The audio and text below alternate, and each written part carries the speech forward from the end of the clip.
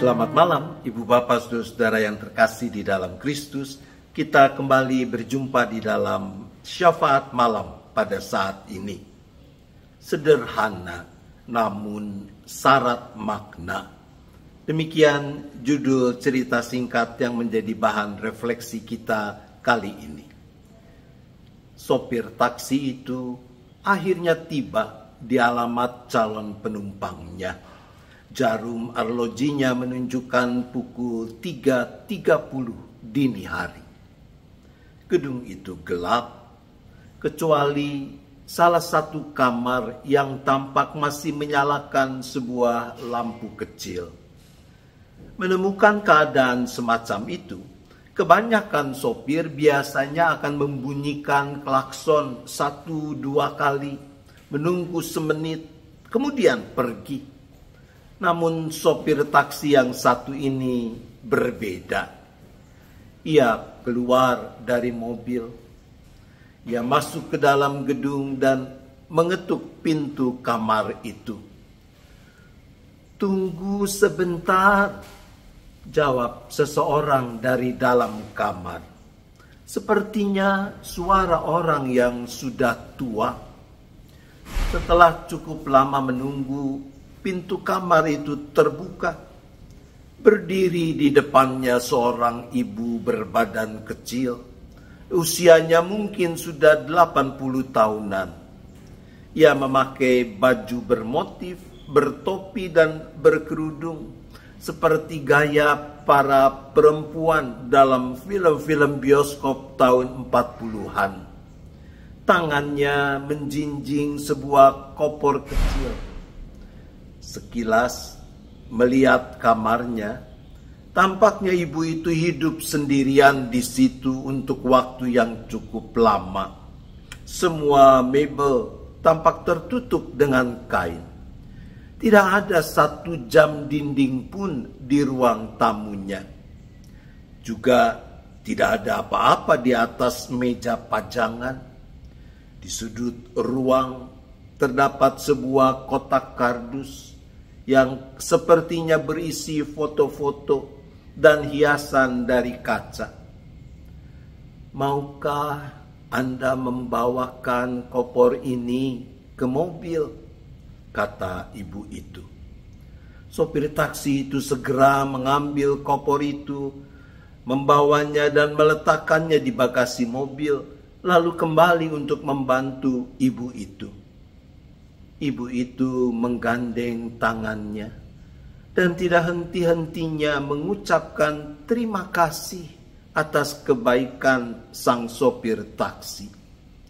Sopir taksi tersenyum mendengar kata-kata terima kasih ibu itu. Lalu katanya, "Saya hanya melakukan apa yang saya ingin orang lain juga lakukan terhadap ibu saya." "Kamu memang seorang anak yang baik," kata ibu itu. Sesampai di dalam mobil, ibu itu memberikan alamat yang hendak dituju sambil berkata, "Kita lewat kota saja ya. Jaraknya akan lebih jauh, Bu," kata sang sopir taksi. "Tidak apa-apa," jawab ibu itu. "Saya tidak sedang terburu-buru." Sopir taksi itu melongok melalui kaca spion dalam mobilnya. Ia melihat mata ibu itu tampak berkaca-kaca. "Saya sudah tidak punya keluarga lagi," lanjut ibu itu. "Dokter mengatakan bahwa hidup saya juga sudah tidak lama lagi." Tangan sopir itu menjangkau kotak argometer dan mematikannya. "Nah, ibu ingin lewat rute mana?" katanya dengan penuh kehangatan.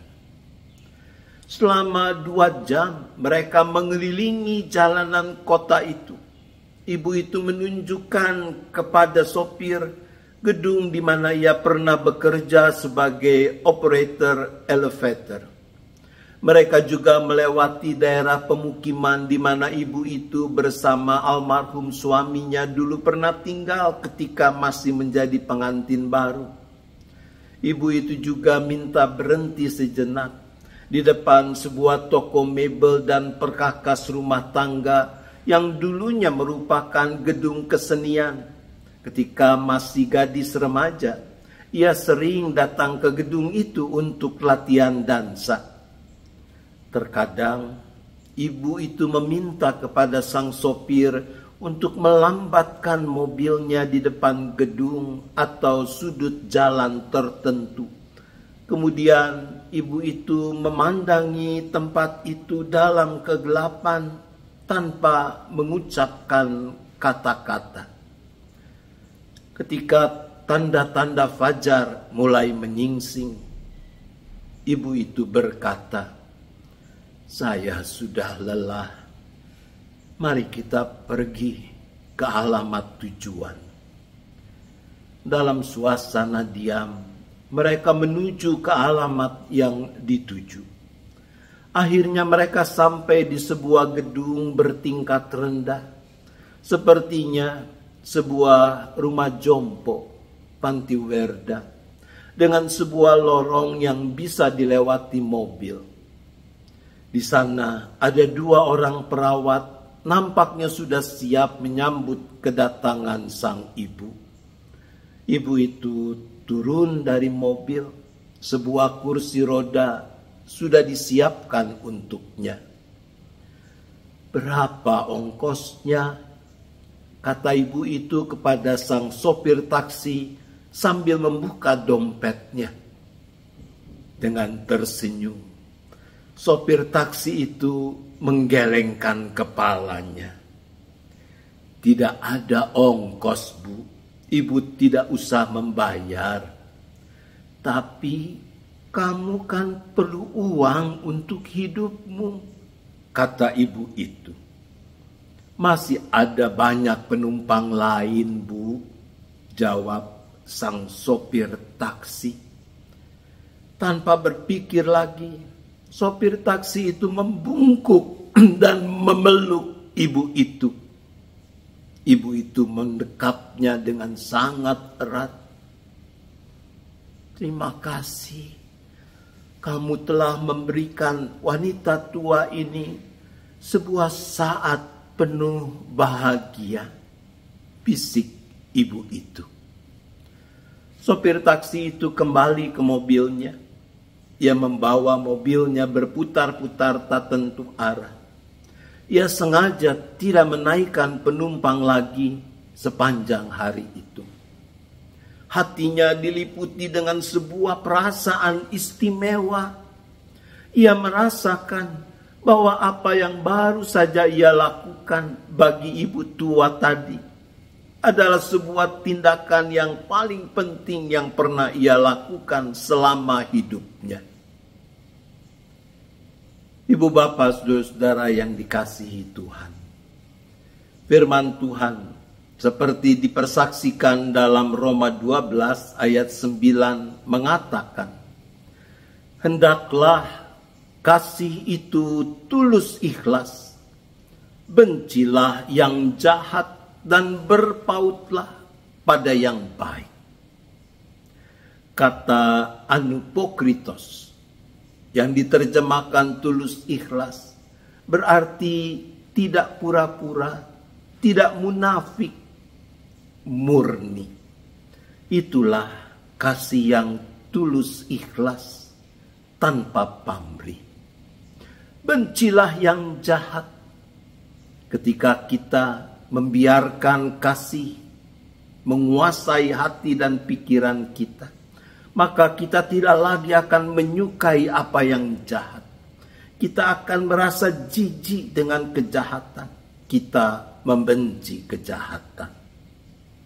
Dan untuk itu, kita perlu berpaut pada yang baik. Kata kolam, berpaut, Itu maknanya adalah melekatkan, seperti kita melekatkan 2 lembar dengan lem super sehingga tidak bisa dipisahkan lagi. Seperti semen yang menyatukan batu bata menjadi sebuah dinding yang kokoh. Begitulah mestinya kita berpaut pada yang baik. Seorang filsuf dan penyair dari Swiss yang bernama Henry Frederick Abel, dia mengatakan sebuah kalimat yang sering dikutip orang. Hidup itu singkat dan kita tak pernah memiliki cukup waktu untuk menyukakan hati orang-orang yang menjalani perjalanan bersama kita. Bersegeralah untuk mengasihi, jangan menunda untuk berbuat baik. Tuhan menolong kita. Amin. Mari kita berdoa. Bapa di surga, ampunilah kami sekiranya di sana sini kami gagal melakukan kebaikan bagi orang-orang yang kami jumpai dalam keseharian hidup. Berilah kami hikmat dan kekuatan agar mau terus merawat, mempraktikkan kebaikan bagi siapapun. Mampukan kami untuk melekatkan hati kami pada hal yang baik.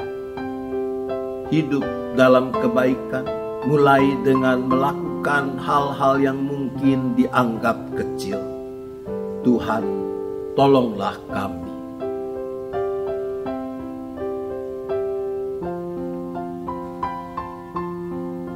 Saat ini kami juga berdoa, memohon belas kasihan Tuhan, pertolongan Tuhan bagi setiap kami, setiap anggota simpatisan beserta keluarga masing-masing dengan pergumulan-pergumulan yang dihadapi. Mungkin ada yang bergumul dengan sakit penyakit, barangkali ada yang punya persoalan sumber penghidupan, pekerjaan, usaha. Mungkin ada yang sedang punya masalah karena ketidakharmonisan dalam relasi antar anggota keluarga. Orang-orang yang mulai berputus asa karena berbagai ketidakpastian yang dihadapi. Kami mohon pertolongan-Mu ya Bapa.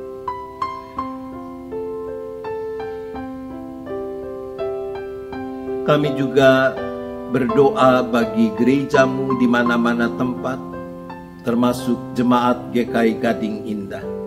Kami berdoa bagi berbagai kegiatan dalam hidup persekutuan, pelayanan, dan kesaksian sebagai gereja. Tuhan tolong, Tuhan mampukan agar gereja-Mu makin tekun, makin setia, mempraktikkan hidup sebagaimana mestinya kenyataan tubuh Kristus.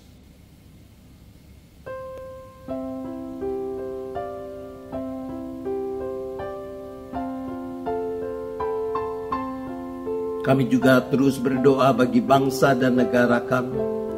Tuhan yang terus menopang kehidupan bangsa ini. Tuhan yang beri kekuatan, hikmat, keberanian kepada para pemimpin bangsa untuk selalu memilih hanya apa yang benar dan melakukan dengan cara yang benar, hingga mendatangkan kedamaian, kesejahteraan bagi segenap bangsa tanpa terkecuali.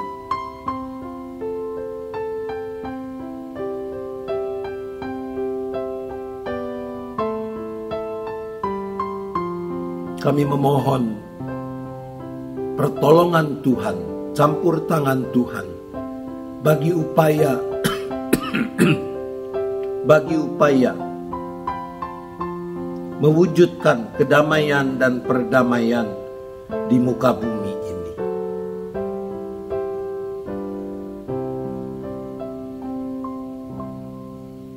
Bila tiba saatnya sebentar nanti kami akan beristirahat, Tuhan juga yang sertai peliharakan kami, agar kami boleh beristirahat dengan cukup, tidur dengan nyenyak, dan besok menyambut hari baru dengan penuh syukur, dengan penuh sukacita.